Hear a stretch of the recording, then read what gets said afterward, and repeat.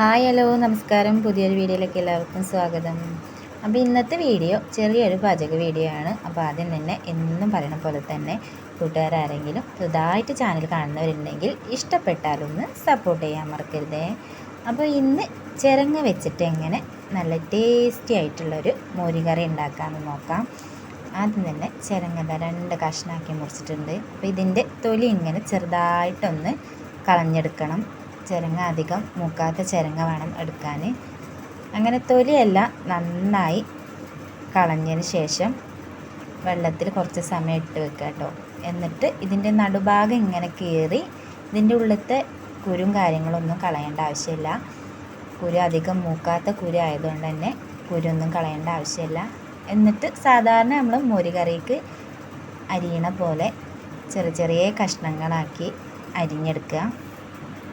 അങ്ങനെ ചിരങ്ങ ചെറിയ ചെറിയ കഷ്ണങ്ങളാക്കിയിട്ട് അരിഞ്ഞെടുത്തിട്ടുണ്ട്. ഇനി ഇത് വെള്ളത്തിലിട്ട് നന്നായിട്ട് കഴുകിയെടുക്കുക. എന്നിട്ട് കുക്കറിലിട്ടിട്ട് വേണം ഇത് വേവിച്ചെടുക്കാൻ. ചിരങ്ങ ആയതുകൊണ്ട് തന്നെ അധികം വേകേണ്ട ആവശ്യമില്ല. ചിരങ്ങ പെട്ടെന്ന് വെന്ത് കിട്ടും. കുക്കറിലിട്ടതിന് ശേഷം 3 or 4 പച്ചമുളക്, എരിവിനാവശ്യത്തിന് പച്ചമുളക് ചേർത്ത് ആവശ്യത്തിനുള്ള ഉപ്പും മഞ്ഞളും ചേർത്ത് പാകത്തിന് വെള്ളം കൂടെ ഒഴിച്ചതിന് ശേഷം കുക്കർ അടച്ച് വെച്ച് 2 or 3 വിസിലടുപ്പിച്ച് എടുക്കുക. ഇനി ഇതിക്ക് ആവശ്യം കുറച്ച് തേങ്ങയാണ്. ഒരു അരമുറി തേങ്ങ നന്നായിട്ട് ചിരവി എടുത്തിട്ടുണ്ട്. ഇനി ഇതിലേക്ക് കുറച്ച് നല്ല ജീരകവും ചെറിയൊരു കഷ്ണം ഇഞ്ചി കഷ്ണവും വെള്ളവും ചേർത്ത് നന്നായിട്ട് അരച്ചെടുക്കുക. അങ്ങനെ മിക്സിയിലിട്ട് നന്നായിട്ട് അരച്ചെടുത്തിട്ടുണ്ട്. അപ്പോൾ കുക്കർ തുറന്ന് നോക്കിയപ്പോൾ നന്നായിട്ട് ചിരങ്ങ നന്നായിട്ട് വെന്തിട്ടുണ്ട്.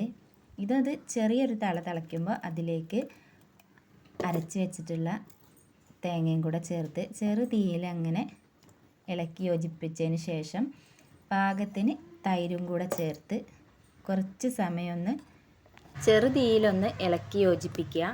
അതിന് ശേഷം കുറച്ച് വെളിച്ചെണ്ണ ഒഴിച്ച് വെളിച്ചെണ്ണ നന്നായിട്ട് ചൂടായതിന് ശേഷം പാകത്തിന് ഉലുവ ഇട്ട് കൊടുക്കുക. ഉലുവ ഇട്ട് കൊടുത്ത് ഉലുവ നന്നായി പൊട്ടിയതിന് ശേഷം കുറച്ച് കറിവേപ്പില ചേർത്ത് കൊടുക്കുക. കറിവേപ്പില ചെറുതായിട്ടൊന്ന് കളർ വ്യത്യാസം വന്നതിന് ശേഷം ഉണക്കമുളകും കൂടെ ചേർത്ത് കറി താളിച്ചെടുക്കുക. അങ്ങനെ സ്വാദിഷ്ടമായ ചിരങ്ങ മോരുകറി തയ്യാറായിട്ടുണ്ട്.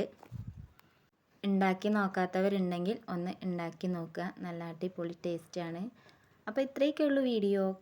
കണ്ടിഷ്ടപ്പെട്ടാൽ സബ്സ്ക്രൈബ് ചെയ്യുക, കമൻറ്റ് ചെയ്യുക, ഷെയർ ചെയ്യുക. Thank you for watching.